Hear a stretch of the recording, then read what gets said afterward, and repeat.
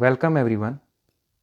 आज की इस खास वीडियो के ज़रिए हम जानेंगे history and introduction to accounting, बहुत ही सादे और सरल शब्दों में। हिस्ट्री की बात करें तो अकाउंटिंग का इतिहास हजारों साल पुराना है।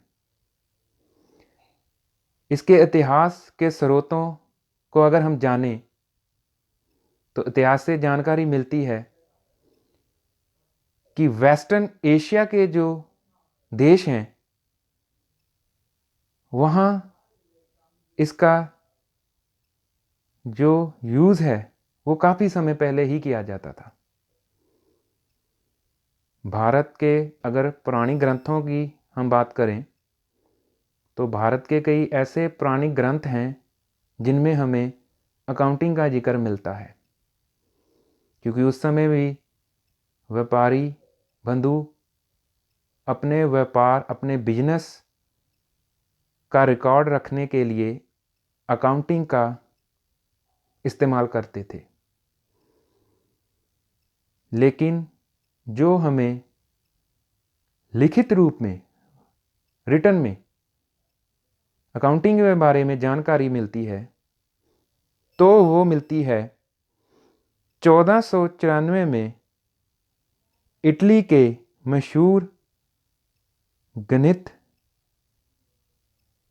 माहिर ल्यूका पेसियोली की लिखी किताब समा दी अर्थमेटिका से मिलता है।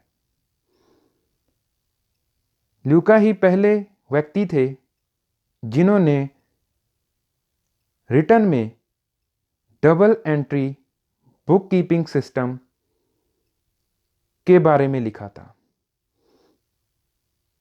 इसी के कारण ल्यूका को फादर ऑफ अकाउंटिंग भी कहा जाता है।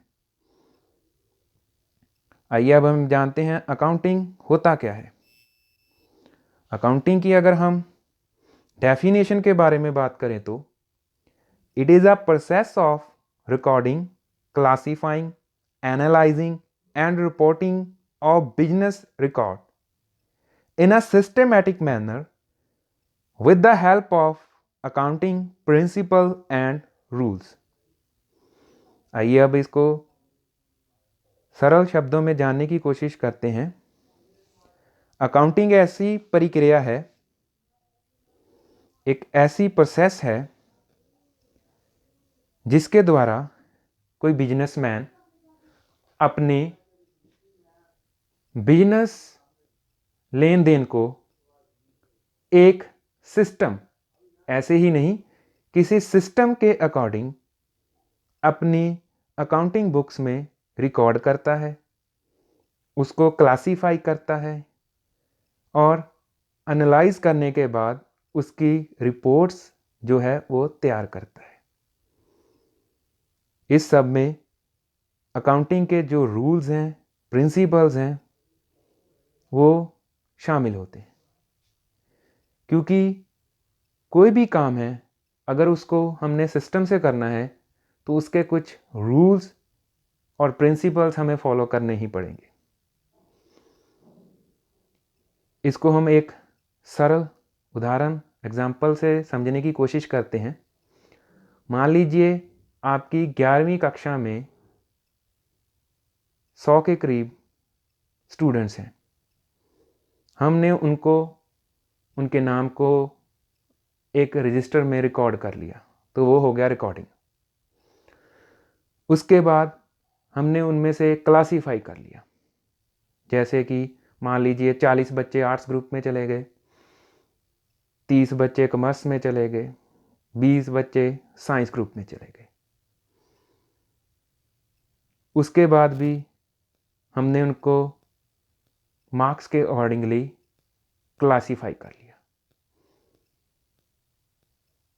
मान लीजिए कॉमर्स क्लास में 2 बच्चे 90 से अबव हैं, 3 बच्चे 80 से अबव हैं, 80% से ज़्यादा हैं।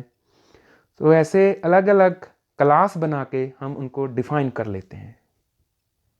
सेम इसी तरह अकाउंटिंग में भी हर एक बिजनेस लेन देन की अलग अलग क्लास बना ली जाती है।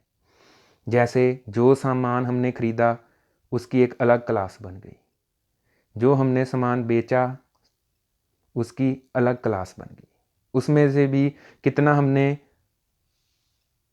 क्रेडिट पे उधार ख़रीदा और कितना हमने नगद कैश में ख़रीदा उसकी भी अलग क्लास बन गई। जो भी अकाउंटिंग रिकॉर्ड है उसको हम जब अलग अलग क्लास में अलग अलग ग्रुप में डिवाइड कर लेते हैं उस प्रोसेस को क्लासीफाइंग कह देते हैं। और क्लासीफाई करने के बाद हम अकाउंटिंग रिकॉर्ड को एनालाइज करते हैं। मान लीजिए एक मंथ में हमारी सेल जो है, हमने सामान बेचा 10,000 का, अगले महीने हमने बेच दिया 12,000 का।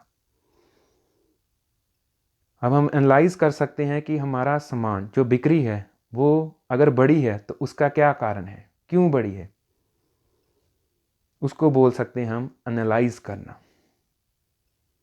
या जो 12,000 हमने सेल की है, सामान बेचा है, उसमें से नगद कितना बेचा, उधार कितना बेचा, ये जानना, उसको हम एनालाइजिंग बोल देते हैं।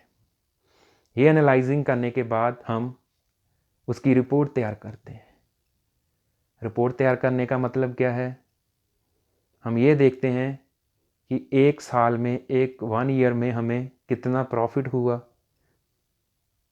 कितना हमारे पास कैश आया, कितना हमारे पास से कैश चला गया, हमारा बिजनेस ग्रो कर रहा है कि नहीं कर रहा, आगे बढ़ रहे हैं हम कि नहीं बढ़ रहे, ये सब हमारी रिपोर्टिंग में आ जाता है। और ये सब होता है एक सिस्टम के अकॉर्डिंगली, जिसमें कुछ accounting principles and rules work करते हैं। वो अकाउंटिंग प्रिंसिपल्स और रूल्स क्या हैं, इसके बारे में हम अगली वीडियो में जानेंगे।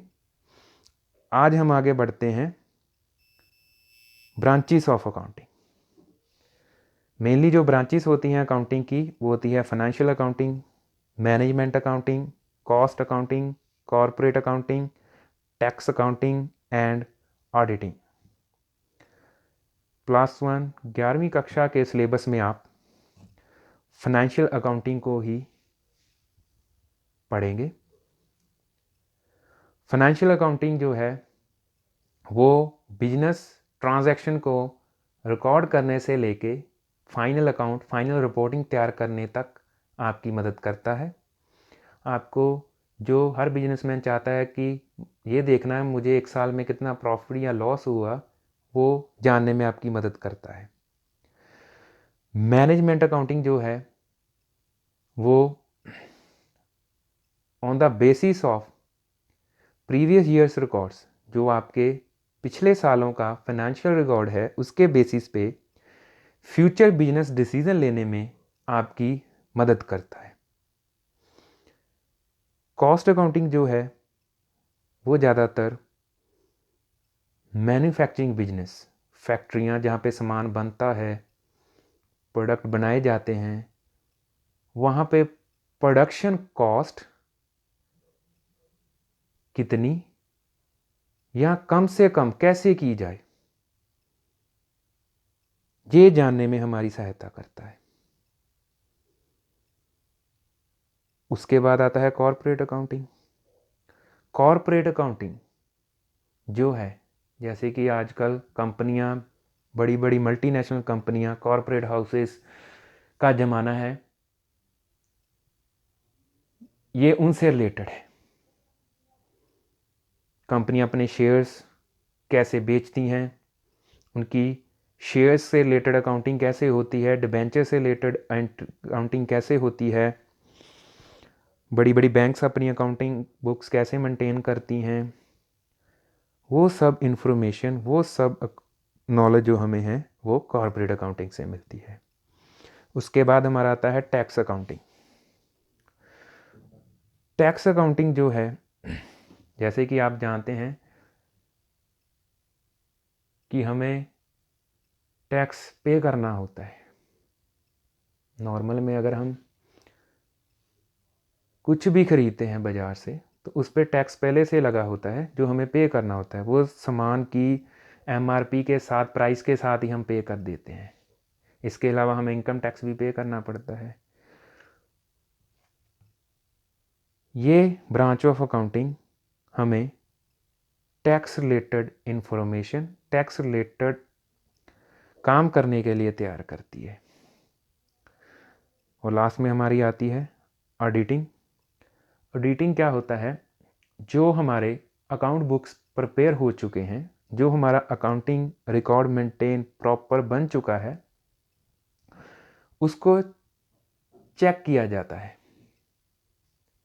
अकाउंट अच्छे से बन गए हैं, इसमें कुछ गड़बड़, गलती या जानबूझ के किसी ने कोई घोटाला, फ्रॉड तो नहीं किया हुआ, ये जानने में ऑडिटिंग और उसके प्रिंसिपल्स एंड रूल्स हमारी मदद करते हैं।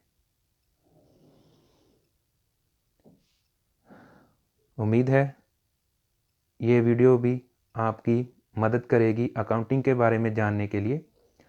अगर आपको ये वीडियो पसंद आई हो, आपकी मदद हुई हो इस वीडियो से, तो please like, share and subscribe करना ना भूलें इस चैनल को। आगे भी आपको ऐसी वीडियोस मिलती रहेंगी।